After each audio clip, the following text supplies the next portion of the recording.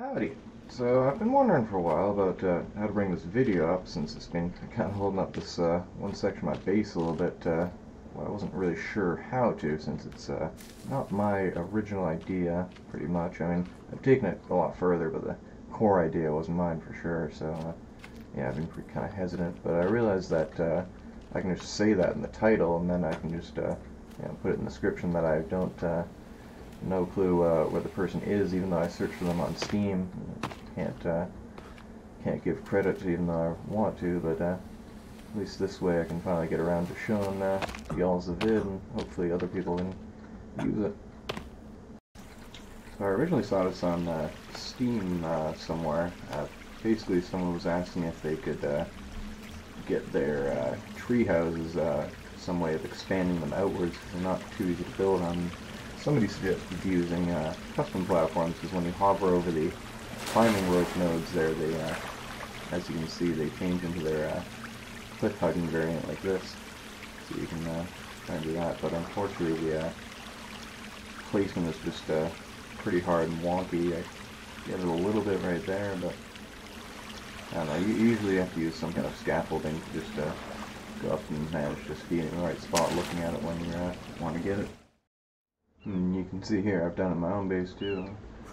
But anyways, what I think they failed to realize about the platforms is that since each subsequent platform can have another climbing rope on it, you can essentially just keep building outwards infinitely from there. So the way I've taken this is usually by just building a nice little simple stair right here under the basic structures. And then so this is essentially the best setup right here. You can see I've got lots of room placed right here on either side so that I can grab my platform, have a nice good placement on the back side too, but more importantly on the sides, on both sides here. And then from there I can just build those, and then I have a place to stand to be able to put another platform on the front here.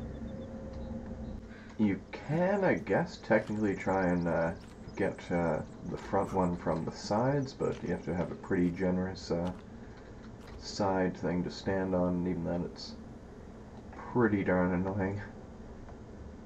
Almost impossible, I'd say, depending on where you're standing.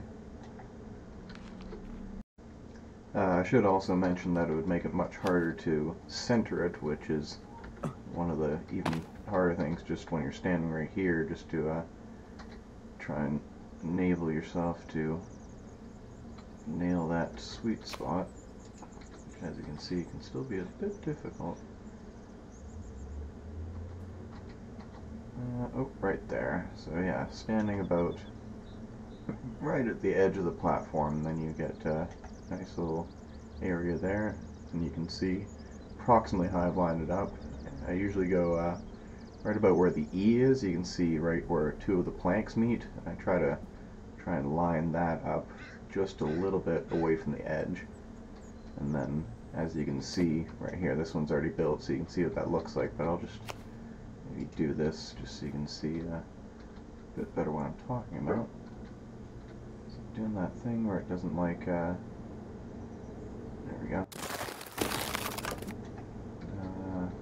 Get this real quick, just so you can really get a feel for the how to center it, or at least my personal favorite method of trying to get a feel for it. So yeah, on the far side over there, I can see where the planks are meeting. I can see that I'm past that side, and then I look to the near side again, and I can see approximately where I want. Try and get as low as I can. Oh, it's flipping out on me. I think I went too far to myself. And approximately right there, I think. Yeah, oh, maybe a bit too far for myself, but you get the idea. Unless you're purposely trying to curve your structure over time that you're jutting out into the air here. Because, you know, you could be doing that too, depends on what you're building. So from here I can go ahead and just place more climbing ropes wherever I want to extend out. So I think in this case I'm just going to go straight out. Place that there, and then I can stand at the edge of one of these platforms. Maybe I'll go from this platform, and then I can look from the side here. Then I can place this next platform. Try and keep it fairly low, nice and level with the last one.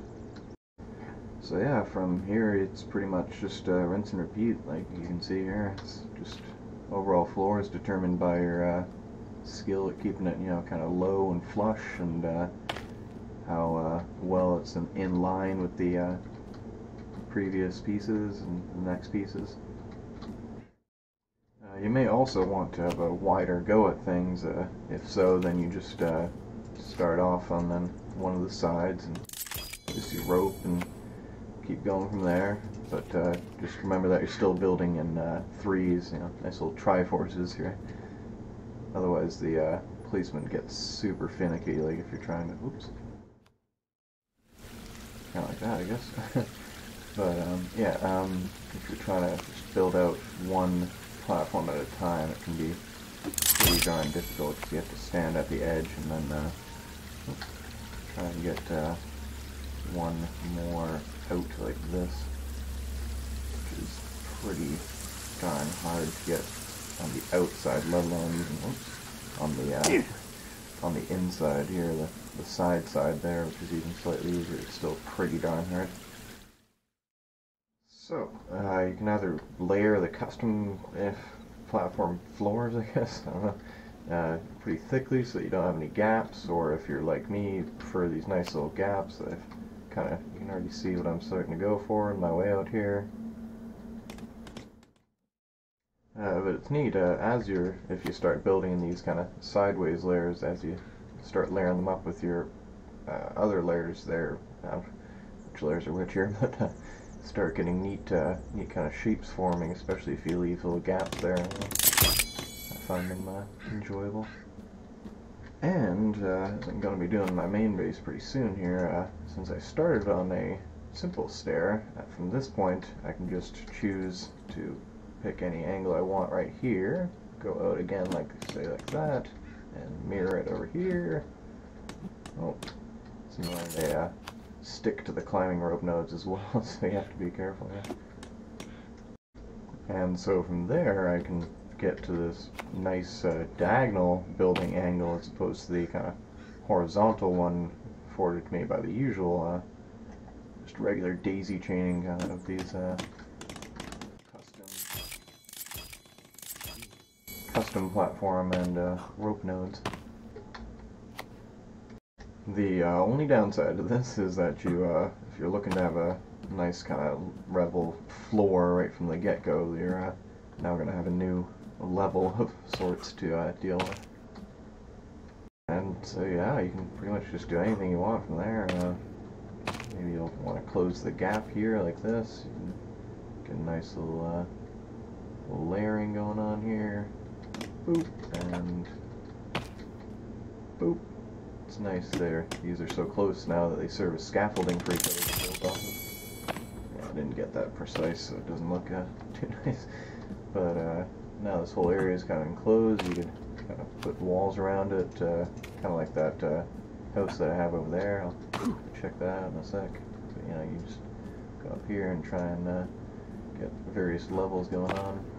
This is pretty rough. You probably wouldn't do it like this, but you know, you get a nice job and then you get your whole base leveled out.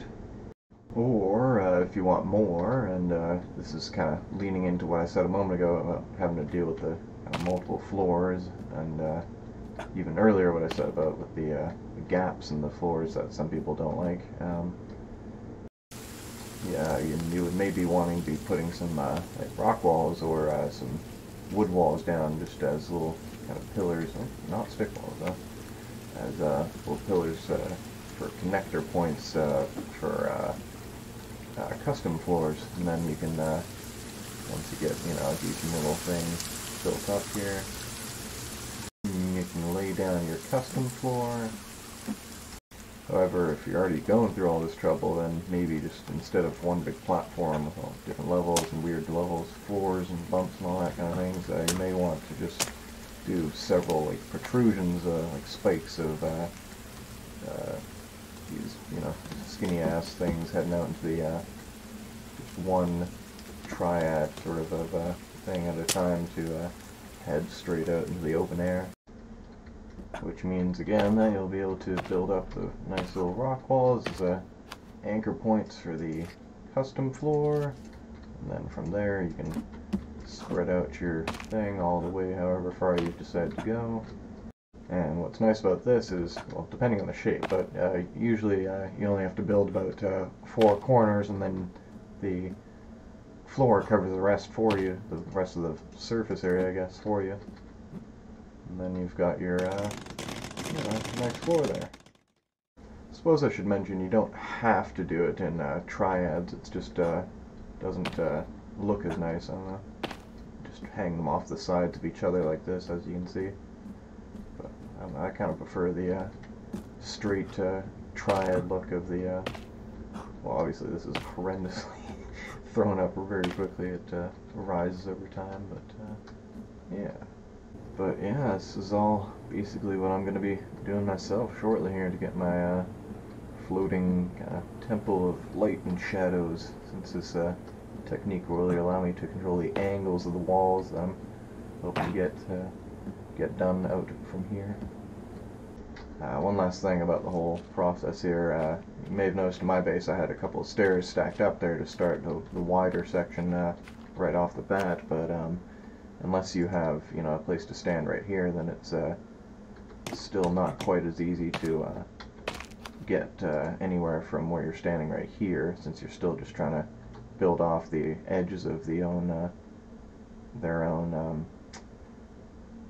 climbing rope nodes, so you'll end up just intersecting each other right in the middle here, and you don't have anywhere to walk, unlike the this first method here, where you can just, well, that's just the traditional fucking stopgap from the simple stairs. They want you to have nice momentum going over them for some reason. But you won't have that here, but you can always just put like a custom stairs or whatever over. I know it doesn't matter, but it's just something to note that if you're building like that. So the elephant in the room I've been ignoring is how well does this compare to traditional methods of bridging large distances, like with just either going over on either side and putting some rock walls and then doing a custom floor, or maybe just building out from here with some support pillars and then knocking those out, or keeping them either way, but just basically shaping a custom floor like that. In instances where it's close to the ground, it's probably cheaper to do those methods, but as you can see, in places where it's pretty tall like this, or if it's going farther, you might want to use this method. It's kind of where it starts to shine in resource cost, because otherwise it is admittedly a bit harsh on the logs, unless you do, like I mentioned, the half kind of method, if you don't do the full triangles, which isn't as nice looking, I think. I'd say that in this case, with the cliff over there, you could probably still make a convincing case for just doing a couple of rocks and then having a nice log go all the way across a wooden floor there. But come on, let me up here. I'd say that for areas where there is no gorge on the other side, like say where that house is going to, straight out into the ocean, and you see that there's no place to really put anything else on, so that's when the thing really starts to shine, this method here. So yeah, basically the last thing I just want to remind is just that, anything that can attach to these climbing rope nodes is same thing as like tree bridges or, basic walls, simple stairs, all have climbing rope nodes, and tree bridges, those are all the same. So you can get all kinds of neat combos, like nice floating bridges out here. You got your tree bridge ladders here, where you put two simple stairs pretty close together with a nice tree bridge ladder right there. You can work walls into, or just the basic wall chunks, so you can work those into, your various custom wall surrounds here, I'm sure. Pretty easy to build that in together. And these are at heights where the basic, or the custom stairs don't really work too well, because you're too high, so the, you can see it works when you're on a level platform, but then Up here you can see it tries to go all the way down to the level down there. Right about here is where it comes back up. So that's a traditional method of scaffolding that doesn't work too well once you're up here. Just drops right down. But this method continues to work. I've also done it legit on a dedicated server run by Zuma Arcade. If you check him out, it was a neat, fun build, because didn't actually get to finish it myself, but I had a friend, Third Axis, who was kind enough to finish it. You should check him out too. He's a pretty cool force builder. But yeah, that's pretty much all I can think of. Hopefully this inspires some peoples to figure out ways to use this in their own builds. Either way, I'm just pretty happy to get this done so I can start getting this shit done. So yeah, anyways, peace out. You all